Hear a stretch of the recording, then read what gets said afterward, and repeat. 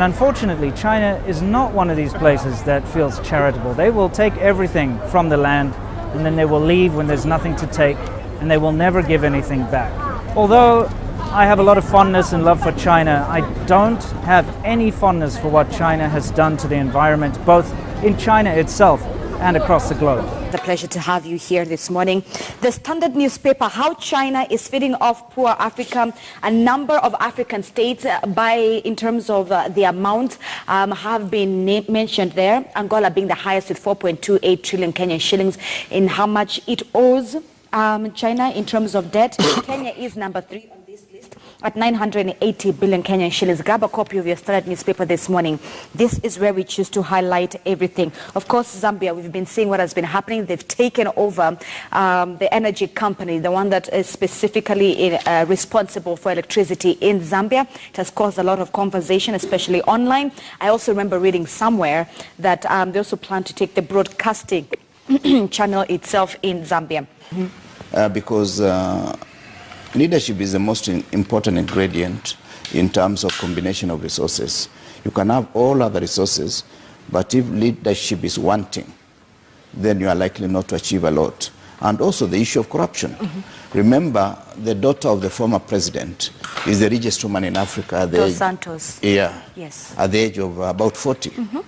And this therefore means that a lot of resources must have been stashed out of the country. And also the oil industry in Angola has suffered the same. Because I think China is more of a Shylock than a lending institution. Because they say we don't have conditions, but there are conditions, they will take the national resources of a country. So the problem is, when the deal is too good, I think you need to think again about it. When there are no conditions and all those things.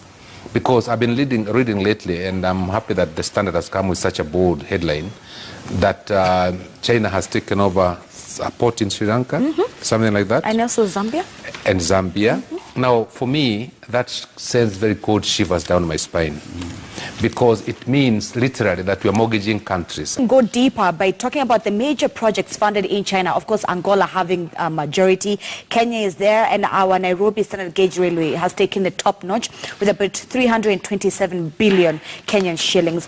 And on the issue of corruption tied in with loans, gentlemen, have a listen to this school of thought. And I quote, "Let us get one thing clear on the China loans and why Africa politicians are madly in love.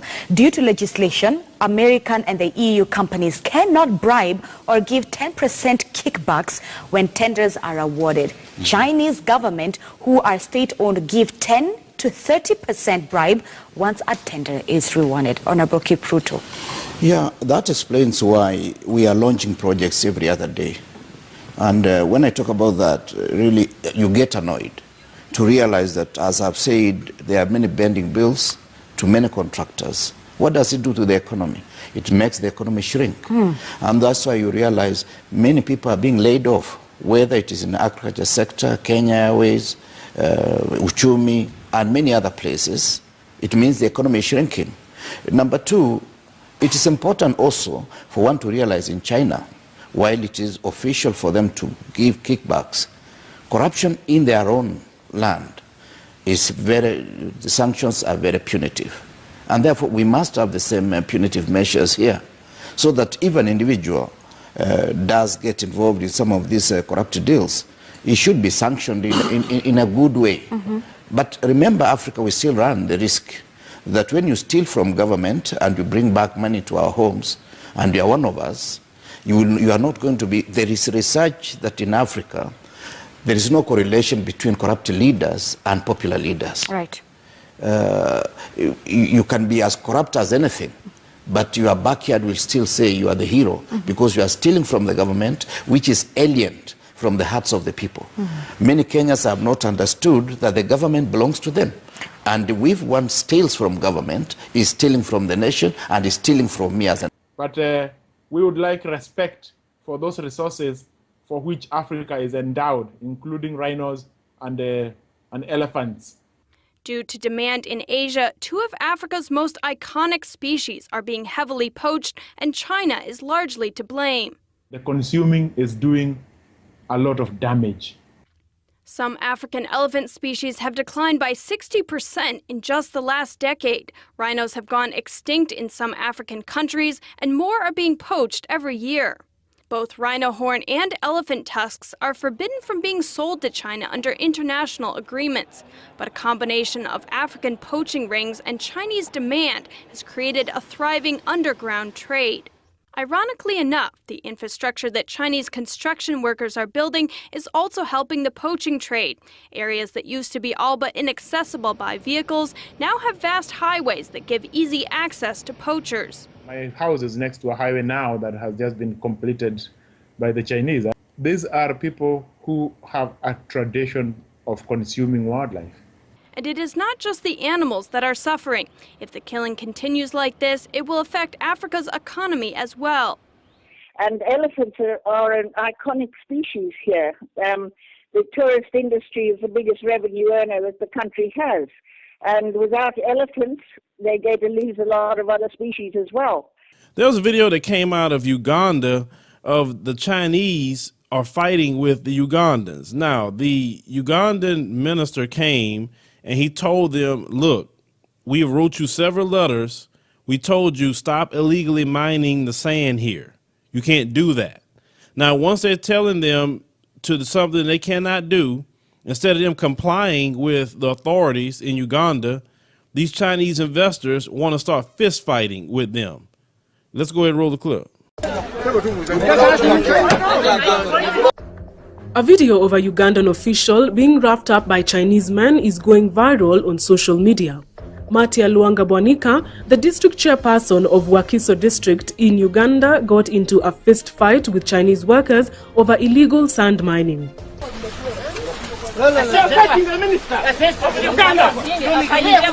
Yes! Now why are you fighting?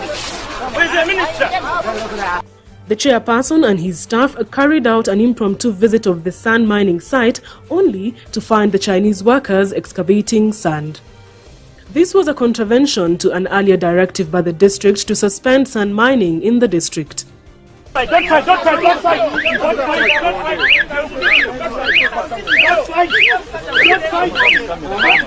don't fight. One of the Chinese workers questioned the chairperson's authority, prompting the officer to issue a directive of the arrest, which led to the altercation.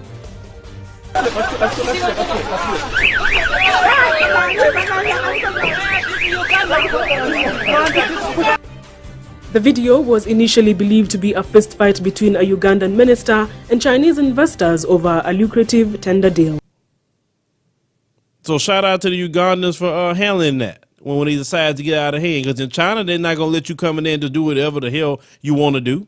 You got to abide by the rules and regulations of the Chinese government. So why do they think they can go into African nations and do what they want to do? No, you got to have a rule of law. They got to follow that, or they need to fly out. It's just that simple. We cannot, throughout the diaspora, whether you're in a continent or not, allow other groups of people to disrespect us. If we allow that, it makes us look bad. And why should someone respect you if you don't demand respect? You are a guest on the continent of Africa. So you need to fly right. No different than if I was a guest in China. I can't go to China talking crap. I can't go to China disparaging Chinese, and I'm in their country. Like, what kind of crap is that? I got to follow their rules. I got to respect them while I'm there because I'm a guest. I can't go in there doing whatever the hell I want to do, right? So that's the same way I feel about African nations. If I show up or people that agree with me show up, we're not going to sit there and watch you disrespect none of our brothers and sisters on the continent, because I'm definitely going to step in. I'm saying, wait a minute, this is the motherland. You say, if you don't like black people, get the hell out. I tell them to their face that. Respect your country, respect your laws, or get out. It's just that simple. But we as African Americans got to start investing too into the continent so you can circumvent them. They rather deal with me and you in business than deal with them. Trust me. Like China, send fleets halfway around the world. They don't leave much behind. Resentment is growing. Foreign trawlers are destroying what should be one of the richest marine ecosystems on Earth. Once the ecosystem is disturbed, when that is destroyed, it's almost impossible to restore it again. A vessel fishing by itself has to have trawl doors on the back. This one doesn't. That's already very strong evidence. It's the LDY 26290 from China. We think it's one of the boats we've been looking for. The boat has a valid license. It's allowed to fish in Sierra Leonean waters, but not as a pair trawler. Every boat must have a government observer, his job to report on everything the trawler does. But they're poorly paid and have no real power. The people of Sierra Leone can see a precious resource disappearing day by day. Now snapper they come, but it's small, you know, big they can be full. Does this vulnerable country have what it takes to avert disaster? I still grew up in Africa, and that means I was exposed to Africa, the African bush.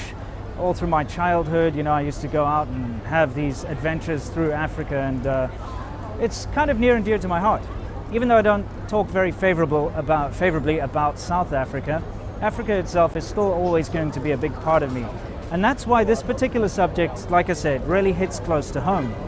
And it's what's happening in Africa with China and what China's doing to Africa. Always very corrupt and on the take. So they're very easily bought out with money. And this makes things like the environment always take sort of second place to money.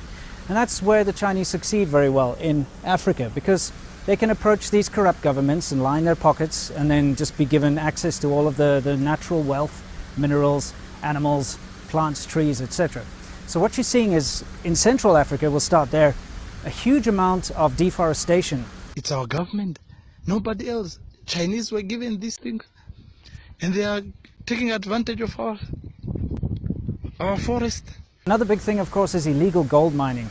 And this is something legal and illegal, but this especially illegal goes on in Africa. You often see they have these big arrests where they go and capture a bunch of sort of illegal Chinese gold miners. So they go there, illegally mine the gold, but in the process they divert river systems. They use a lot of chemicals, of course, for the whole mining process, which is very bad to the local environment. And there are other things as well that happen here. A lot of the illegal immigrants and migrants that go work there, they end up having children with the locals, and then when they're finished and they leave, they just abandon their families, which has become a huge issue. Another thing which is a huge problem is, of course, the insatiable hunger for rare animals. You I don't know who. You kill our animals? No, you see me I still no kill animal I kill. I don't know who is that. And this one? Who is the owner of this one? This one same. This together I don't know who. You know, TCM, or traditional Chinese medicine, calls for the use of rare animal parts. In fact, the rarer the animal, the more prized the parts are. So rhino horns, tiger parts, you know, tiger tendons and claws and tiger penises and, you know, weird things like this. Pangolin scales are in huge demand, not only in China, of course, but all over Asia. So Vietnam, Thailand, you name it, because they all have a very similar belief system. The thing is, because the Chinese are very wealthy these days, there's a massive demand. So when you have somebody from a traditional background, let's say, fairly uneducated but very traditional background in China, what will happen is they will grow up with these beliefs that if you have rhino horn or something, it's good for your libido. Then what happens next is they earn a little bit of money, and what do they spend their money on? Well, they're going to spend it on everything that they could never afford. So they spend it on houses, cars, and of course, rare animal parts. And the worst part about it is that there are people out there in Asia that will pay huge amounts of money to be able to eat or use the parts from the last animal on Earth, because the rarer the animal, the more sought after its bits are. Of course, this all plays into the whole corruption that I was talking about earlier. And you very often find, like the Ivory Queen that's just recently been arrested in Africa, who, of course, knew all the local government people, and she had all of her connections in Guangxi and things like that, and so was able to operate for years and years and years, basically causing the near extinction of certain animals just because they know how to get the supply chain out through Hong Kong into China or wherever they do it. And she can grease the palms of all the local politicians and customs agents and stuff and get it out. She was the key link between poachers from East Africa and buyers from the Asian countries. So she had a very big network here in Tanzania, in East Africa, and Kenya, and Uganda. There's one other big thing that's happening in Africa through this whole Belt and Road Initiative. Not only that, but just these huge debt traps. because the Chinese government right now is putting a lot of money into infrastructure. But it's weird how they do it. They'll approach an African country and say, hey, you guys need railroads, you guys need schools, you guys need highways. We'll build them for you. It's going to be good for your economy. We're also going to inject a lot of money and lend you a lot of money. So of course, that suits the local government very, very well. They accept these terms. And then the Chinese companies come in. But what they do is they end up hiring Chinese laborers from overseas, not local laborers. And if they do, they only hire them a little bit and pay them very little. So this leads to a lot of, discontent with the local people in Africa, in these African countries. And it ends up getting the money that's being spent there sent back to China anyway. And then these governments and these countries end up with a huge debt to China. And this is very strategic from China's part, because what they can then do is they can take over the airports, they can take over the strategic ports if there are any seaports there, and they can take over mining, for instance, the mining industries, things like that. And so basically it's a honey trap. They allow the country to get into debt, and then they come in and take what they want. This is a huge problem that's currently facing Africa. But every single time a colony was basically abandoned and left to the locals, it descended into chaos. Now, you can point the blame at the Europeans, you can point the blame at the Africans, it doesn't actually matter. The problem is that now China is basically neo-colonizing Africa. It's basically the same thing all over again. I think either in Chinese police or the Southern police, the community policing is very beneficial for the whole police work. And we are both of us aware the security in South Africa is not so good as we expect. So with more and more police, local police of South Africa to study Chinese, and they can get along with the local Chinese community, and they can basically understand the Chinese culture, the Chinese language, and easy for them to get along with the Chinese shoppers or Chinese shop owners, and easy for them to carry out their police work. With Europeans, although they did exploit the land, did terrible things in the past in Africa, they carry a very big guilt, this very big burden of guilt, and that's why you'll see all these sort of charitable organizations sending aid to Africa. You'll see, at least the attempt for reparations. With China, they're pumping money in there, but Africa hasn't dealt with China before, and they don't really understand how China operates. And unfortunately, China is not one of these places that feels charitable. They will take everything from the land, and then they will leave when there's nothing to take, and they will never give anything back. Although I have a lot of fondness and love for China, I don't have any fondness for what China has done to the environment, both in China itself and across the globe. I had John Salley on my show recently. And as an NBA player, he goes over to China a lot to do exhibition stuff and probably get a check and everything else like that. And we had a whole conversation about China and Africans, because apparently the Chinese government is buying up a bunch of land in Africa. They're fixing the infrastructure. $60 billion. They're depending on how you look at it, the story I've heard that he's actually co-signed was that they're giving these loans out to these African countries. When they can't pay back, they'll say, okay, cool, we'll just take some land. Yeah. And they've been kind of building up land masses. They're fucking killing it. They keep going to China every year. China keeps going to Africa. I said, what am I doing? You know what I'd heard? I don't know if this is true or not, but a Chinese close associate of mine told me about this. They're saying that the Chinese have been systematically giving loans to these African countries, which they ultimately can't pay back, and they're taking more and more land in different parts of Africa from these loans, and they're slowly starting to take over Africa. They're buying Africa. Buying Africa, essentially. That's true? That's very true.